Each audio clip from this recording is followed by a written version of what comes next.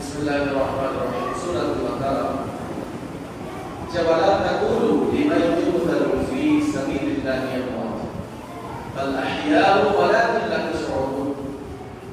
মহান রব্বুল ইজ্জত কালামে পাকে ইরশাদ করছেন ওয়ালা তাকুলু, তোমরা বলিও না, লিমান ইউকতালু ফি সাবিলিল্লাহি আমওয়াত, যারা আমি আল্লাহর রাস্তায় শহীদ হয়, আমি আল্লাহর রাস্তায় শাহাদাত বরণ করে, মৃত্যু বরণ করে, জান কুরবান দিয়ে দেয়, তাদেরকে তোমরা বলিও না।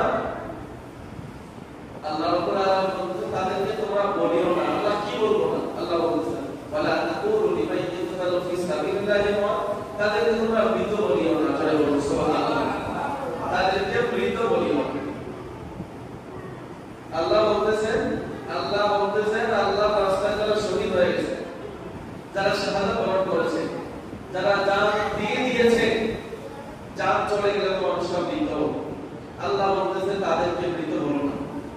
কেন? আল্লাহ বলতেছেন তারা সাধারণভাবে জীবন দেয় নাই, তারা জীবন দিয়েছে আমি আল্লাহর রাস্তায়। জয় বলুন সুবহানাল্লাহ। বাল আহইয়াউ ওয়ালাকিন লা তাশউরুন, বরং তারা জীবিত। তারা যে কিভাবে জীবিত সেটা তোমাদের বোধগম্য হবে না, সেটা তোমাদের বুঝে আসবে না। জয় বলুন সুবহানাল্লাহ। আল্লাহর রাস্তায় শহীদ হয়েছেন তারা, জীবন দিয়েছেন তারা। সর্বপ্রথম ইসলামের মধ্যে নারী, মহিষী নারী ইসলামের জন্য শহীদ হয়েছেন। তিনি ছিলেন হযরত সুমাইয়া রাদিয়াল্লাহু তাআলা আনহা। তারপর বদরের প্রান্তরে 313 জন সাহাবা শহীদ হয়েছিলেন, 14 জন। এমনি করে ইসলামের প্রতিটা যুদ্ধে ইসলামকে দায়েম এবং কায়েম করার জন্য, ইসলামকে পৃথিবীতে প্রতিষ্ঠিত করার জন্য যে বা যারা যে কোনো যুদ্ধের ময়দানে জীবন উৎসর্গ করেছে, আল্লাহ সকলের উদ্দেশ্যে বলতেছে যে তারা আমি আল্লাহর রাস্তায় জীবন উৎসর্গ করেছে, এই জন্য তারা মরে গিয়েও মৃত নয়, বরং তারা জীবিত। করে বলুন সুবহানাল্লাহ। এমনি করে তার ধারাবাহিকতায় বদর, উহুদ, হুনাইনের ধারাবাহিকতায়, নবী রাহমাতুল্লিল আলামিন সাহাবায়ে কেরামের ধারাবাহিকতায় 61 হিজরিতে ইমাম হুসাইন, নবীজির পরিচয় টুকরা ইমাম আলী মুকাম রাদিয়াল্লাহু তাআলা আনহু যে শাহাদাত বরণ করেছেন, এটাও নিজের জন্য নয়, নিজের পরিবারের জন্য নয়, নানাজানের ইসলামকে জীবিত করার জন্য আল্লাহর রাস্তায় ইমামে শহীদ, ইমাম হুসাইন শহীদ হয়েছেন। এই জন্য এই আয়াতটা ওই যে বদরের সাহাবায়ে কেরাম যারা শহীদ হয়েছে, তারা যেভাবে জীবিত, কারবালার প্রান্তরে যারা শহীদ হয়েছে, আল্লাহ এই আয়াতে কারিমা দ্বারা বোঝাচ্ছেন যে কারবালার প্রান্তরে যারা শহীদ হয়েছে তারাও জীবিত। জয় বলুন সুবহানাল্লাহ। ইমাম হুসাইন রাদিয়াল্লাহু তাআলা আনহু সাইয়্যিদুশ শুহাদা, শহীদদের সরদার, শহীদদের সরদার। ওনার নিজ মাকবারাতে রওজায়ে আনওয়ারে জীবিত আছেন। আল্লাহ তো হর নবীদেরকে জীবিত রাখেন কবরে, শহীদদেরকে জীবিত রাখেন। ইভেন আপনারা দেখবেন আমরা যখন কবরস্থানের পাশে দিয়ে যাই, একটা দোয়া করে আসসালামু আলাইকুম ইয়া আহলাল কবর করি না? এই সালাম যখন আমরা কবরস্থানের সামনে দিয়ে যাই, জোরে দিতে হয় না, মনে মনে করতেই হয়। তো আমরা যে মনে মনে সালাম করি, কবরবাসীদেরকে সালাম দেই, কবরবাসীরা কবরের থেকে তাদের নিজ কান দিয়ে তা শ্রবণ করে। জোরে বলুন সুবহানাল্লাহ। সাধারণ কবরবাসী, আমাদের বান্দারাপুর কবরস্থানে কত মানুষ শুয়ে আছে, কারো আমলনামা ভালো, কারো আমলনামা খারাপ, কিন্তু যখন আপনি সালাম দেবেন প্রত্যেকের কানে আপনার সালাম পৌঁছে যাবে। জয় বলুন সুবহানাল্লাহ। কবরস্থানের সামনে দিয়ে যদি কেউ হেঁটে যায়, হাঁটার পায়ের শব্দের আওয়াজও কবরবাসী শোনে। জয় বলুন সুবহানাল্লাহ। এটা হলো সাধারণ কবরবাসীর কথা। আর যারা আল্লাহর রাহে, আল্লাহর রাস্তায় শহীদ হয়ে গিয়েছে, তাদেরকে তো আল্লাহ কালামে পাকে আয়াত নাযিল করার মাধ্যমে তাদেরকে জীবিত ঘোষণা করেছেন। জয় বলুন সুবহানাল্লাহ। অন্য আয়াতে বলতেছে ইউনুস যখন তাদেরকে রিজিক দেওয়া হয়, যারা আল্লাহর রাস্তায় শহীদ হয়েছে তাদেরকে আল্লাহর পক্ষ থেকে রিজিক দেওয়া হয়।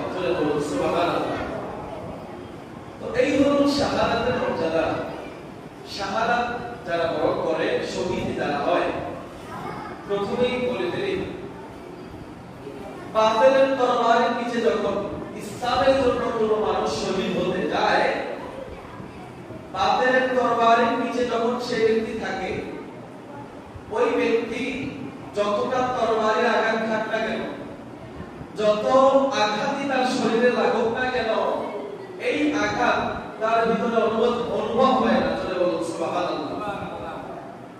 একজন শহীদ যখন শহীদ হয়, তখন তার শরীরে যত আঘাতই করা হোক, এই কষ্ট তার অনুভব হয় না। কেন অনুভব হয় না?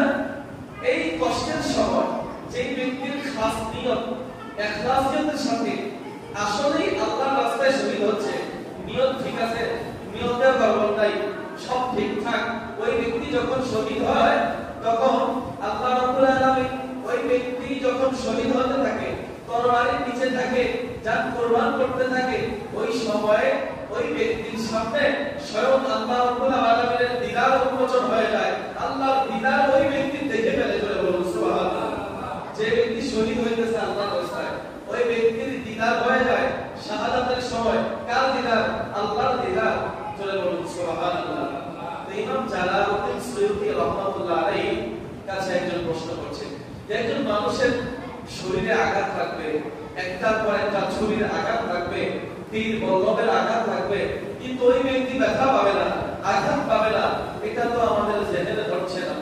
ইমাম জালালউদ্দিন সুয়ুতী বড় সুন্দর করে সূরা ইউসুফ থেকে উত্তরটা দিয়েছে যে, ও আমার শাগির্দ শোনো, আল্লাহ রাব্বুল আলামিন এর পথে যারা শহীদ হয়, তারা শাহাদাতের সময় আঘাত অনুভব করে না, কারণ হলো তারা আল্লাহর দিদার দেখে।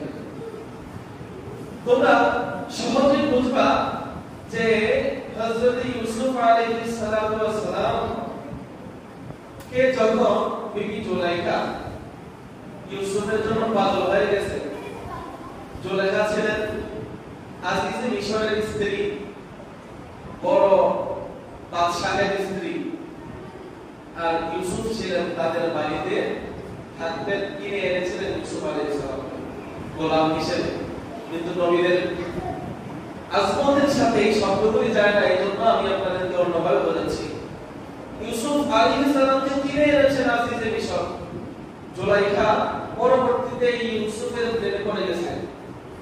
পরবর্তীতে যখন সারা মিশর জানাজানি হয়ে গেল যে ইউসুফের প্রেমে জুলাইখা পড়েছে, ইউসুফ জুলাইখার বাড়ির গোলাম,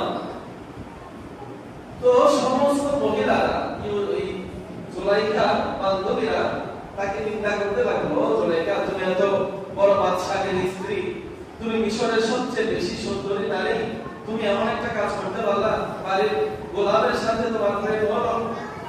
বিবি জুলাইখা তাদের সকলকে দাওয়াত করলেন, তার বন্ধু বান্ধবী যারা আছে সকলকে দাওয়াত করলেন, দাওয়াত করে দাওয়াত খাওয়ালেন।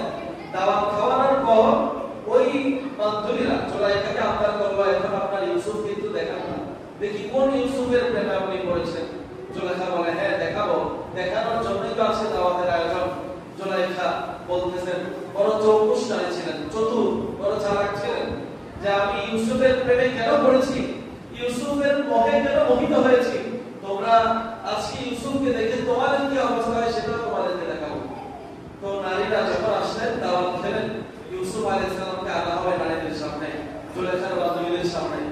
তো এমন সময় জুলাইখা বললেন, আমি আমার ইউসুফকে তোমাদের সামনে দেখাবো, দেখানোর আগে তোমাদের কাছে আমার একটা আবদার আছে, একটা শর্ত আছে।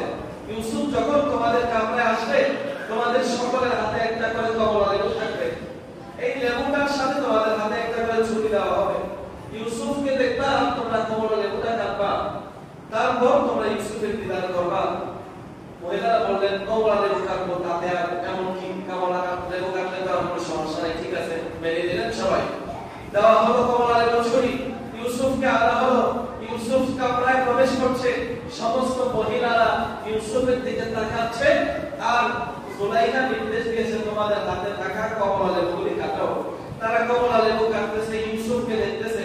আল্লাহ কোরআনে পাকে সূরা ইউসুফে এই কথা বলতেছে, লকাত আইনা আইদিয়াহুন্না, যে তারা মহিলারা ইউসুফকে দেখে তারা বলতেছে, এটা তো কোনো বাশার না, এটা কোনো মানুষ না, এটা তো নিশ্চয়ই রব্বে কারিমের কোনো ফেরেশতা। এই কথা বলতেছেন, লেবু কাটতেছেন, ইউসুফকে দেখতেছেন। ইউসুফকে দেখতে দেখতে কিছুক্ষণ পর ইউসুফকে দেখা যখন শেষ হলো,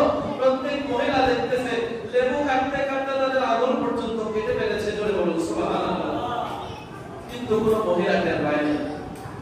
ইউসুফের হুসন জামাল দেখে, ইউসুফের চেহারা দেখে মিশরের রমণীরা তাদের হাত কেটেছে টের পায় নাই। জোরে বলুন সুবহানাল্লাহ। কোনো অনুভব হয় নাই। ইউসুফের সৌন্দর্য দেখে, ইউসুফের হুসন জামাল দেখে যদি মহিলাদের এই অবস্থা হয়, হাত কেটে গেলে টের না পাওয়া যায়। যেই আল্লাহ ইউসুফকে বানিয়েছেন, যেই আল্লাহ ইউসুফকে সৃষ্টি করেছেন, এত হুসন জামাল দিয়েছেন, এত সৌন্দর্য দিয়েছেন, ওই ইউসুফের স্রষ্টা যিনি, ওই স্রষ্টা কতই না সুন্দর। আর ওই রব্বে কারীম যদি কারো সামনে চলে আসে, তার শরীরে যদি আঘাত লাগে, সে কিভাবে ব্যথা পেতে পারে? জোরে বলুন সুবহানাল্লাহ। ওই জালালউদ্দিন সৈয়দী উত্তর দিয়েছে যে আল্লাহর দিদার যদি কারো সামনে উন্মোচিত হয়ে যায়, সে তো ব্যথা পাবে কিভাবে? ইউসুফের চেহারা দেখে তো ব্যথা পায় না। আর আল্লাহর দিদার, ইউসুফকে যিনি সৃষ্টি করেছেন, ওই আল্লাহর দিদার যদি কারো ভাগ্যে নসিব হয়ে যায়, সে গর্দান কেটে ফেললেও ব্যথা পাবে। তো এখানে আরেকটা কথা বলা দরকার মনে করছি। এই কথা মিশরের রমণীদের কথা আম্মা জান আয়েশা সিদ্দিকার সামনে যখন বলা হলো, আম্মা জান আয়েশা সিদ্দিকা রাদিয়াল্লাহু তাআলা আনহা বলেন, মিশরের রমণীরা তো ইউসুফ আলাইহিস সালামকে দেখে হাত কেটেছে টের পায় নাই। আর আমার নবীকে যদি তারা দেখতো, তাদের কলিজা কেটে ফেললেও তারা টের পাইতো না। জোরে বলুন সুবহানাল্লাহ। তো কলঙ্কারে ভারত বারের কলঙ্কার আলা হযরত ইমামে আহলে সুন্নাত ইমাম আহমদ রেজা খান বলতেছেন, হুসনে ইউসুফ पे कभी मिस्र में अनुष्ठ जरा सर कटाता है तेरे नामों पे मर्दान अरब या रसूल अल्लाह।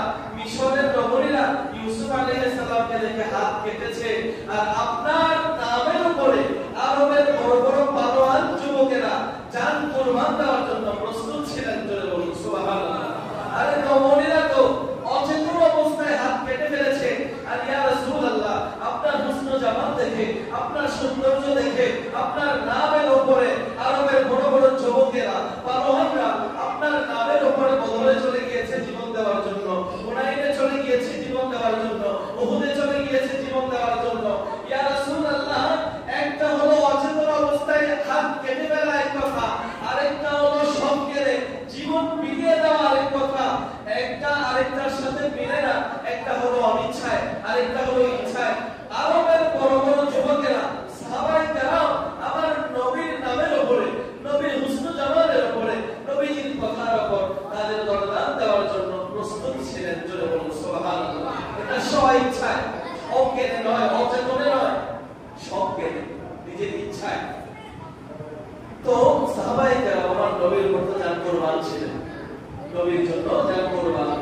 তো ওই সুহাদায়ে কেরাম যারা আল্লাহর রাস্তায় শহীদ হয়, তাদেরকে যখন আল্লাহ জান্নাতে দিবেন, জান্নাতে দেওয়ার পর, জান্নাতের নাজ নিয়ামত ভক্ষণ করার পর, ওই শহীদগণ আল্লাহর কাছে বলবে, আল্লাহ এই জান্নাতে আমরা ঘুরেছি, জান্নাতের নাজ নিয়ামত খেয়েছি, এত এত নিয়ামত রেখেছেন আল্লাহ, সব নিয়ামতই ভোগ করেছি, কিন্তু এই জান্নাতের মধ্যে আপনি যেই নিয়ামত রেখেছেন, এই নিয়ামতে আমাদের তৃপ্তি হচ্ছে না, আমাদের মন ভরতেছে না।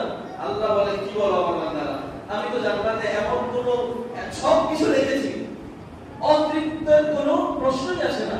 তোমরা জান্নাতে থাকবা, তৃপ্ত হওয়া না, এটা তো হতে পারে না। ও আমার বান্দারা, কি এমন জিনিস তোমাদেরকে অতৃপ্ত করছে, তোমাদের অভাব ফিল করাচ্ছে?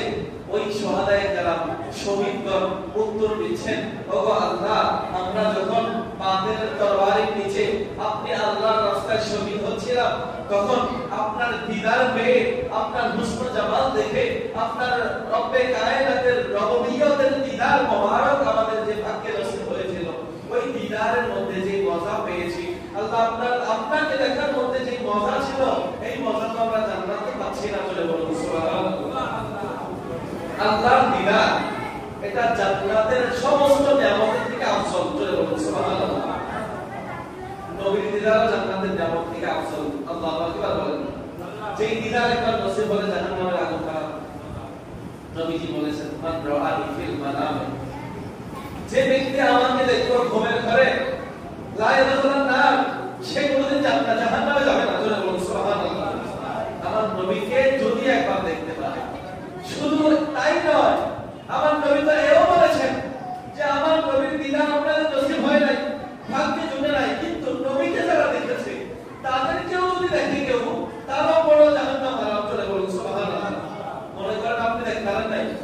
নবীকে দেখেছেন ব্যক্তি, আপনার এলাকার এক বুজুর্গ, আপনি ওই ব্যক্তিকে দেখেছেন, ওই ব্যক্তিকে দেখলেও জাহান্নামের আগুন হারাম করে বলুন সুবহানাল্লাহ। এই জন্য নবীর দিদার যারা পেয়েছে তাদের সহবতে যাবেন। এই জন্য আমরা আউলিয়া কেরামের সহবতে যাই, বুজুর্গানের দ্বীনের সহবতে যাই, যাদের আল্লাহর হাবিবের দিদার নসিব হয়েছে। তো আল্লাহ বলবেন, ওই শোহাদায়ে কেরাম বলতেছেন যে আল্লাহ জান্নাতের যে নিয়ামত, এই নিয়ামত আমাদেরকে তৃপ্ত করতে পারতেছে না। আপনার দিদারে যে তৃপ্তি পেয়েছি, আপনার দিদারে যে মজা পেয়েছি, এই মজা তো জান্নাতে পাচ্ছি না। ও আল্লাহ, আমাদেরকে বারবার দুনিয়াতে পাঠিয়ে দেন, বারবার আপনার রাস্তায় শহীদ হব, বারবার বাতিলের তরবারের নিচে গিয়ে আপনার হুসন জামাল দেখব, আপনার দিদার করব। আল্লাহ বারবার এভাবেই চলতে থাকো, আমাদের জান্নাতের দরকার নাই। চলে বলুন সুবহানাল্লাহ। জান্নাতেও লজ্জত নেই, আল্লাহর দিদারে যে লজ্জত আছে, চলে বলুন না আল্লাহু আকবার। তো এই শোহাদায়ে কেরামের কথা কেন এনেছি? শোহাদায়ে কেরামের কথা আনার কারণ হলো ইমাম হুসাইন রাদিয়াল্লাহু তাআলা আনহু 61 হিজরিতে কারবালার জমিনে যে জীবন কুরবান করেছেন, যার কুরবান করেছেন, জীবন দিয়ে দিয়েছেন, জীবন দিয়ে তিনি চিরতরে জিন্দা হয়ে গেছেন। ওই যে আল্লাহ কালামে পাক প্রথমে বলেছি, ওয়ালা তাকুলু লিমান ইউকতালু ফি সাবিলিল্লাহি আমওয়াত বাল আহইয়াউ ওয়ালাকিন লা তাশউরুন। যারা আল্লাহর রাস্তায় শহীদ হয় তারা মৃত নয়, বরং তারা জীবিত। তো ইমাম হুসাইন কিন্তু 61 হিজরিতে শহীদ হয়ে গিয়েছেন। ওনাকে কিন্তু শাহাদাত বরণ করানো হয়েছে, ওনাকে কিন্তু মেরে ফেলা হয়েছে। তারপরেও চিরতরে কিয়ামত পর্যন্ত ইমাম হুসাইনের জিকির চলমান, ইমাম হুসাইন জিন্দা রয়ে গেছে। বাস ইতনা হি হ্যায় कि यजीद था हुसैन है। बात तो শুধু কথা তো শুধু এতটুকুই যে यजीद ছিল আর ইমাম হুসাইন আছে। আল্লামা ইকবাল বলেন যে हद ही नहीं आपकी इंतकाम की, इमाम हद ही नहीं आपकी इंतकाम की कि लफ्ज़ यजीद को गादी से बदतर बना दिया। हे इमाम, আপনি এমন প্রতিশোধ নিয়েছেন কারবালায়, এমন প্রতিশোধ নিয়েছেন, এমন ইন্তেকাম নিয়েছেন, যে প্রতিশোধের মাধ্যমে ইয়াজিদ শব্দটাকে এমন ভাবে লাঞ্ছিত করেছেন, এমন ভাবে নিষ্কুলুষিত করেছেন যে ইয়াজিদ শব্দটা গালির চেয়ে খারাপ হয়ে গেছে। বলুন না সুবহানাল্লাহ। কেন? ইমাম হুসাইনের সাথে শত্রুতা করার কারণে। ইয়াজিদ এখন ঘরে ঘরে দেখবেন, ঘরের মধ্যে হুসাইন হুসাইন হুসাইন, হাসান হাসান হাসান, ফাতেমা আলী, এই নামের বন্যা বলে যাচ্ছে। কিন্তু আজ পর্যন্ত এই 61 হিজরির পর কেউ কোনো মুসলমান সাহস করে নাই যে তার ছেলের নাম ইয়াজিদ রাখবে। ইয়াজিদ শব্দটা, ইয়াজিদ নামটা এত ঘৃণিত হয়েছে ইমাম হুসাইনের সাথে দুশমনি করার কারণে, আহলে বাইত রাসূলের কলিজায় আঘাত দেওয়ার কারণে। আঘাত তো দিয়েছে, কেমন আঘাত দিয়েছে তা যদি শোনেন, পড়েন, আপনার না চাওয়াতে আপনার চোখ দিয়ে পানি চলে আসে।